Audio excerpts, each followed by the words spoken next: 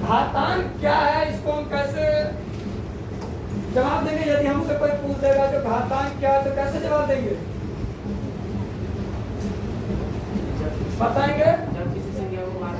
जब हम एक ही संख्या को बार बार गुना करते हैं, जब हम एक ही संख्या को बार बार गुना करते हैं तो उसे लिखने का एक छोटा तरीका, यानी कि कोई भी संख्या को हम जो बार बार गुना करते हैं तो उसको लिखने का जो एक छोटा तरीका है, उसको लिखने का जो एक छोटा तरीका है, उस तरीके को हम लोग क्या कहते हैं? घातांक कहते हैं। क्या कहते हैं? घातांक कहते हैं। कोई दिक्कत घातांक समझने में? क्या दिक्कत? नहीं है दिक्कत। अब हम लोग इसको उदाहरण के माध्यम से समझते हैं। उदाहरण क्या कर रहा है? मान लीजिए कि आपको 10 को 5 बार लिखना है, 10 को 5 बार लिखना है। किस रूप में? गुणा के रूप में। किस रूप में लिखना है? गुणा के रूप में लिखना है। किसको? 10 को। तो 10 को गुणा के रूप में लिखेंगे, कितनी बार लिखे? 5 बार। तो इसको बार बार लिखने के बजाय हम गणित की भाषा में इसको क्या लिख सकते हैं? 10 का पावर 5 या 10 का घात 5। ये चीज है ना, 10 का घात 5 या 10 का पावर 5। ये हम इसे लिख सकते हैं। ये कौन सी भाषा है? गणित की भाषा है ना? साइंस की भाषा है? गणित की भाषा है। तो यहाँ पर 10 का पावर 5 ही घात यानी कि पावर कहलाता है। यानी कि ये जो तुम देख रहे हो ना, 10 का ऊपर में झूला के तरह जो 5 लटका हुआ, ये 5 क्या कहलाता है? पावर कहलाता है। क्या कहलाता है? पावर कहलाता है। तुमको परीक्षा में पूछ दिया जा सकता है कि 10 का पावर 5 में बताइए पावर क्या है?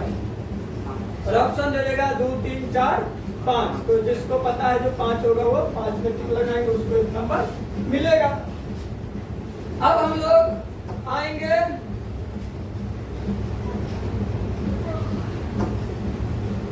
यहाँ 10 का पावर 5 ही क्या है?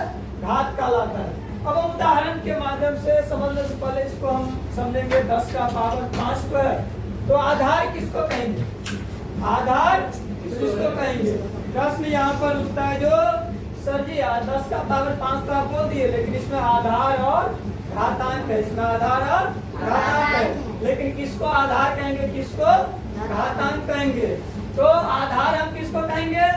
जिस संख्या को बार बार गुना किया जाता है, जिस संख्या को बार बार गुना किया जाता है उसे क्या कहते हैं? आधार कहते हैं। अंग्रेजी में आधार को क्या कहा जाता है?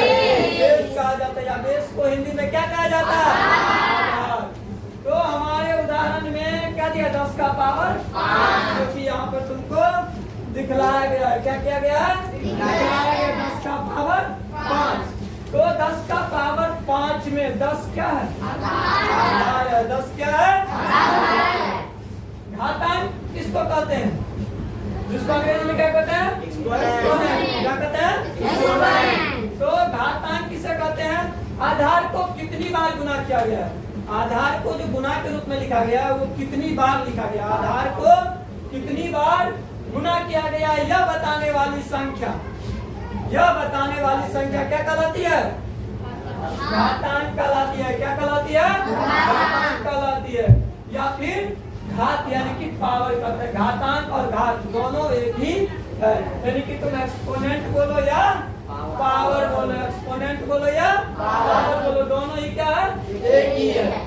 तो यहाँ आधार के ऊपर और थोड़ा दाईं ओर लिखा जाता है। इसको कैसे लिखते हैं? 10 का पावर जैसे कि 5 लिखा है तो आधार से थोड़ा ऊपर और दाईं ओर, आधार से थोड़ा ऊपर और किधर लिखते हैं? दाईं ओर में लिखते हैं। तो इसे क्या कहते हैं? घातांक कहते हैं। क्या कहते हैं? घातांक कहते हैं। ये जो है ये 5 क्या कहलाएगा? घातांक कहलाएगा। इसे हम ऐसे भी पढ़ सकते हैं 10 का घात 5। क्या पढ़ सकते हैं? 10 का घात 5। 5 है, इसमें आधार क्या है? 10 जो वो क्या है? आधार। ये 5 जो ये क्या है? घातांक या घात। अगर अंग्रेजी में पूछे तो इसको बेस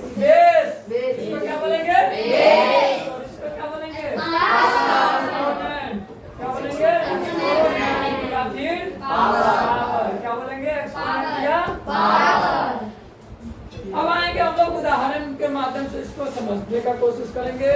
दो गुना दो गुना दो, दो गुना के रूप में लिखा गया, जो कि हमारा परिभाषा भी कहता है जो एक ही संख्या को बार बार, एक ही संख्या को बार बार गुना के रूप में लिखा गया। गुना करते हैं, एक ही संख्या को बार बार क्या करते हैं, गुना करते हैं, तो उसे लिखने का एक छोटा तरीका क्या कहलाता है, घातांक का रूप कहलाता है। यानी दो गुना दो को क्या किया गया, 2 का पावर 3 लिख दिया गया, ये क्या कहलाता है, घातांक कहलाता है। क्या कहलाता है, यहाँ पर यदि 2 का पावर 3 हमको पूछे आधार क्या है, आधार बराबर 2 और 3 क्या है, घातांक की पावर है।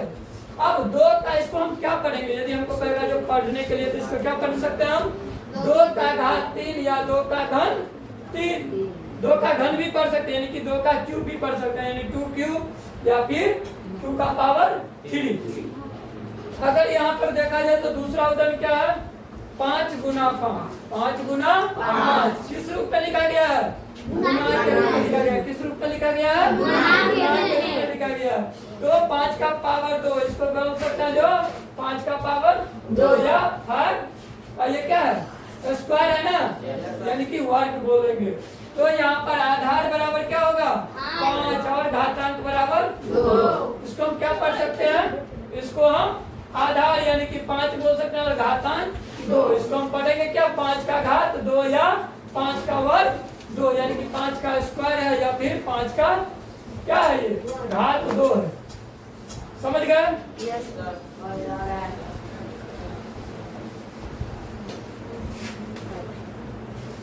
अब हम पढ़ेंगे घातांक के नियम। क्या पढ़ेंगे, घातांक के नियम। तो घातांक के नियम को अंग्रेजी में क्या कहते हैं, लॉ ऑफ एक्सपोनेंट। क्या बोलते हैं, लॉ ऑफ एक्सपोनेंट। तो घातांक के नियम होते हैं, हर एक चीज का कुछ ना कुछ क्या होता है, नियम होता है। और मैथ में भी ये क्या है, घातांक चैप्टर में ये नियम है, यानी इसके अनुसार हर एक क्वेश्चन को हम क्या कर सकते हैं, हल कर सकते हैं। तो इसका पहला नियम क्या है, पहला नियम है गुना का नियम। पहला नियम क्या है, गुना का नियम।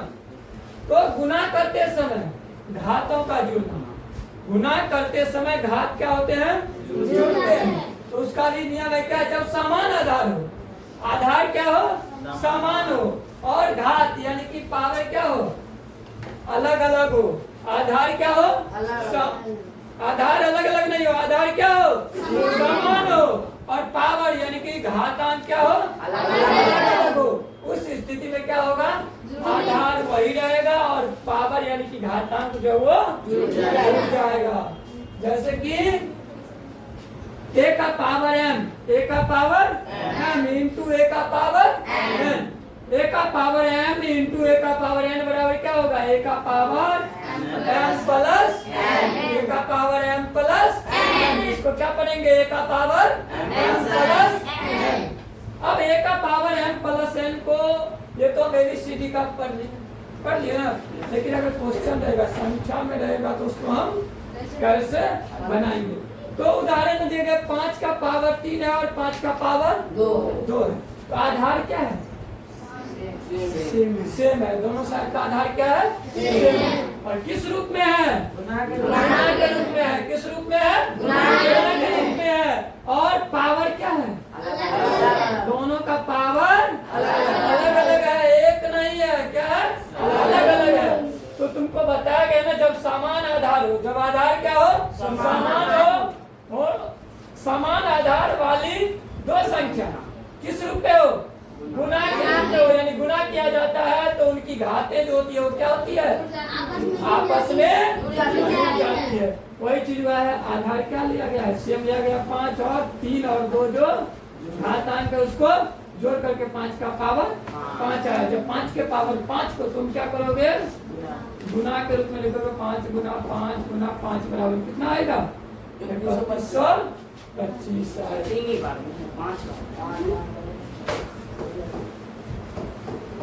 यानी कि 5 बार गुना के रूप में क्या करना है, 5 बार लिखेंगे और 5 को 5 से गुना करना, फिर जितना आएगा उसको 5 से, फिर जितना आएगा उसको 5 से, फिर जितना आएगा उसको 5 से गुना करेंगे तो क्या आएगा, 3125। अब अगला नियम है भाग का नियम। अगला नियम क्या है? यानी कि आधार क्या हो? समान हो। आधार क्या हो? समान हो और भाग के रूप में हो। आधार क्या हो? समान हो और भाग के रूप में हो, लेकिन घातांक जो है वो अलग अलग हो। घातांक जो है वो क्या हो? अलग हो। तो उस स्थिति में क्या कहते हैं? घटता है। घातांक क्या होता है? आपस में घट जाता है। वही हमारा नियम बता रहा है, जब आधार समान हो तो भाग देने पर घातें क्या होती है? घट जाती है। घातें क्या होती है? घट जाती है। जैसे कि a का पावर m, a का पावर m भागा a का पावर n, a का पावर m डिवाइड a का power n is equal to a का पावर m माइनस n। यानी कि हम हिंदी में अगर समझे तो a का पावर m, a का घात क्या है? m है, भागा a का घात n बराबर a का घात m माइनस n।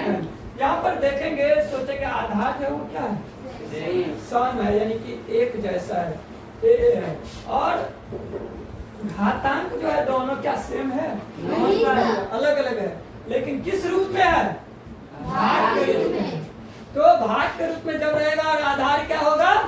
सेम होगा और घातांक जो है वो क्या होगा? अलग अलग होगा। यानी कि बेस जो है वो बराबर हो, इक्वल टू हो। बराबर जो है वो बेस जो है वो क्या हो? इक्वल टू, यानी कि सेम हो। और घातांक यानी कि पावर जो है वो डिफरेंट यानी अलग अलग हो, तो क्या होगा? आधार वही रहेगा और घातांक जो है आपस में वही। उदाहरण के बाद 7 का पावर 6 और 7 का पावर 4 है और किस रूप में? भाग के रूप में। क्या किया गया? 7 का पावर 6 में से 4 को घटाया गया तो 7 का पावर क्या आया? 2 आया, यानी कि 7 गुना 7 बराबर क्या आएगा? 49 आएगा। समझे? यहाँ पर देखेंगे दो चीज आपको याद रखना है, जब आधार समान हो और घात अलग अलग हो। जब आधार समान हो और घात अलग अलग हो और वो गुना के रूप में हो तो आधार क्या होगा? घातांक जुड़ जाएगा। घातांक क्या होगा? जुड़ जाएगा। लेकिन जब आधार समान हो और आधार समान हो और घातांक क्या हो? अलग अलग हो। घातांक क्या हो? अलग अलग हो और भाग के रूप में हो। चिन्ह क्या है? भाग के रूप में हो। तो उस स्थिति में जो है वो क्या होगा? घट जाएगा। तो इसको समझने में कोई दिक्कत नहीं। अब हम लोग आएंगे सॉल्व दिस क्वेश्चन, यानी कि इसको क्या करना है? Solve the following question. दिया गया प्रश्न है, इसको हल करना है, क्योंकि हर एक फॉर्मूला को समझने के बाद उससे आधारित क्वेश्चन बनाना जरूरी होता है, जिससे कि हमको समझ में आए। तो हम आपको इसमें 1 2 और इधर का 2 और उधर का 2, टाइप 1 से भी 2 और टाइप 2 से भी 2 बता रहे हैं। उसके बाद आपको खुद बनाना है।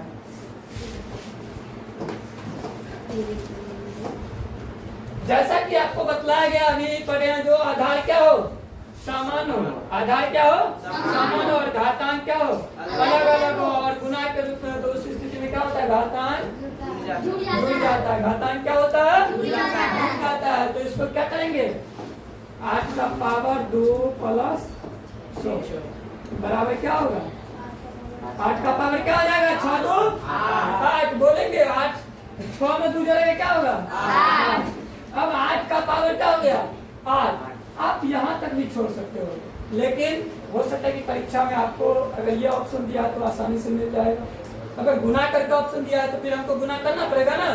तो चलो गुना करते 8 गुना 8 गुना 8 गुना 8 गुना 8 1 2 3 4 5 6 7 8। यही चीज पढ़े ना, जब एक ही संख्या को बार बार गुना के रूप में लिखा गया हो और उसको उसके लघु रूप में लिखने की कला को क्या कहा जाता है? घातांक बोला जाता है। अब 64 64 को 8 से गुना करो, कितना आएगा? 512। कितना? 512। 512 को 8 से गुना करो, यानी टोटल जब गुना किए हो तो कितना है?